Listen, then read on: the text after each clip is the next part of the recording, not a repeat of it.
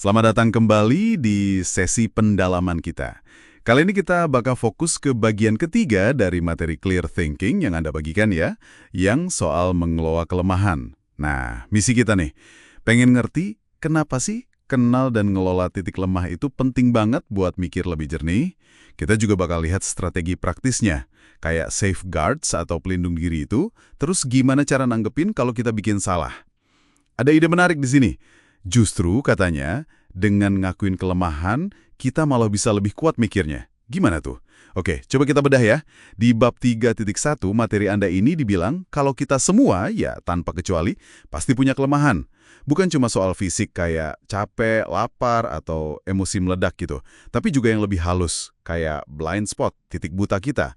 Atau kecenderungan reaktif, impulsif gitu. Nggak bisa dihilangin sih katanya, tapi kuncinya di pengelolaan. Contoh bagus dari catatan Anda itu Komandan Michael Abramov di USS Benfold. Dia kan berhasil banget tuh ngubah kapal yang tadinya kurang oke, bukan pakai teknologi baru, tapi justru dengan sadar blind spotnya sendiri, kayak soal hak istimewa perwira nyerobot antrian makan. Ternyata itu bikin moral kru anjlok. Dia coba lihat dari sudut pandang kru, ngakuin kelemahan sistem itu, jadi titik balik besar. Iya, betul. Yang menarik, kenapa ya kok susah banget gitu loh lihat kelemahan diri sendiri. Penulisnya bilang kita tuh jago banget lihat salah orang lain, tapi buat diri sendiri seringnya buta. Makanya umpan balik, feedback itu jadi berharga banget kayak Abrashov tadi. Dia sengaja secara sadar maksa diri ubah perspektif biar bisa lihat apa yang selama ini dia nggak lihat. Jadi langkah paling dasar ya kesadaran itu, sadar kita punya potensi lemah dan mungkin ada blind spotnya. Betul, betul. Nah, kalau sadar aja belum cukup nih buat nahan kita dari kelemahan itu. Terus gimana? Disinilah masuk bab 3.2, soal konsep safeguard study, pelindung diri. Analoginya sederhana banget dan kita semua pasti ngalamin. Kayak ngebuang semua junk food di rumah. Tujuannya, biar nggak tergoda makan sembarangan pas lapar atau lagi bosan aja gitu. Intinya, kita sengaja ubah lingkungan atau bikin aturan main buat diri sendiri. Nah, ini langsung ke pertanyaan praktisnya ya.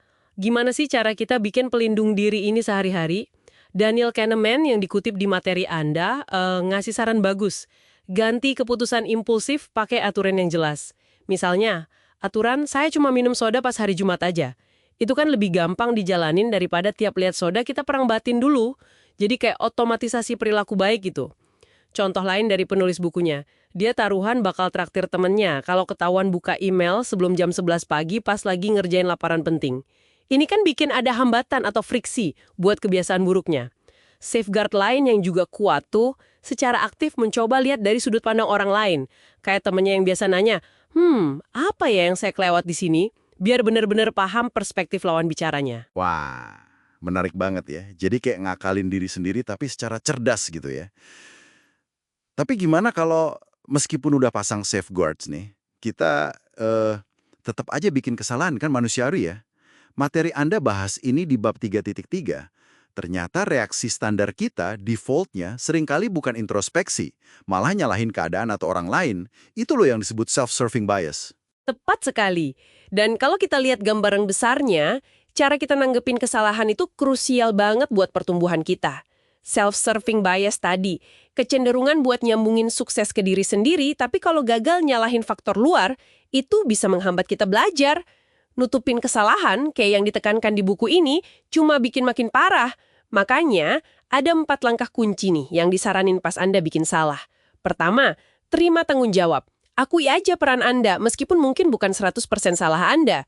Terus, kelola emosi negatifnya.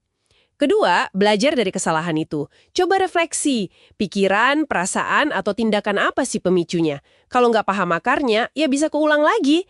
Ketiga, ini implisit sih tapi penting. Berkomitmen buat jadi lebih baik.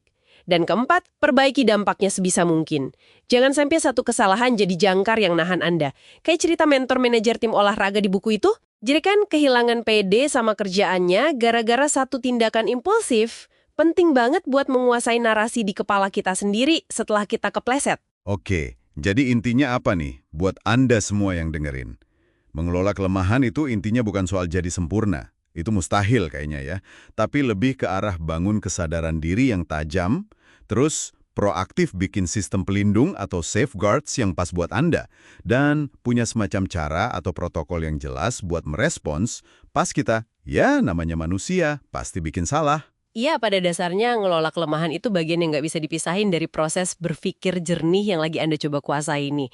Fokusnya bukan ngilangin kelemahan sama sekali, tapi gimana Anda secara sadar dan strategis merespons adanya kelemahan itu. Jadi geser nih dari ngejar sempurna, jadi ngelola realitas diri secara cerdas. Oke, jadi kita rangkum sedikit ya dari pendalaman materi Anda hari ini. Pertama, kenali titik-titik rawan sama potensi blind spot Anda. Kedua, bangun dan pakai safeguards. Bisa aturan pribadi, ngubah lingkungan, atau sengaja lihat dari sudut pandang lain. Ketiga, pas kesalahan terjadi, dan itu pasti terjadi, hadapi dengan tanggung jawab, ambil pelajarannya, perbaiki dampaknya. Dan jangan biarin kesalahan itu mendefinisikan Anda.